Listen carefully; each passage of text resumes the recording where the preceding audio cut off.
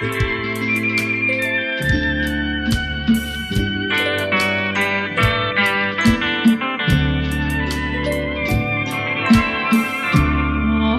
រីស្ងាត់នីមាត់ទន្លេកន្លែងគូស្នេហ៍ធ្លាប់មកកំសាន្តអរិយត្រីស្ងាត់នីមាត់ទន្លេកន្លែងគូស្នេហ៍ធ្លាប់មកកំសាន្តអង្គុយរៀបរាប់រឿងស្នេហ៍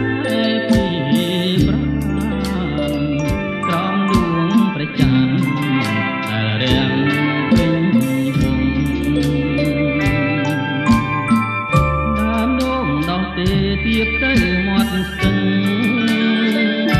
ជាដួងព្រលឹងខ្ញុំនឹង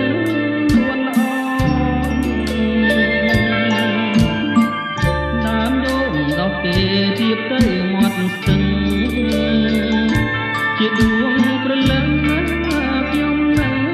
នួនល្អដូងទេកុំរេចាំខ្ញុំផងចាំរឿងស្នេហាយន្តត្រជាយកភ្លៀងរំពើញក្របងកាយខ្លាចក្លិនកូននេះថា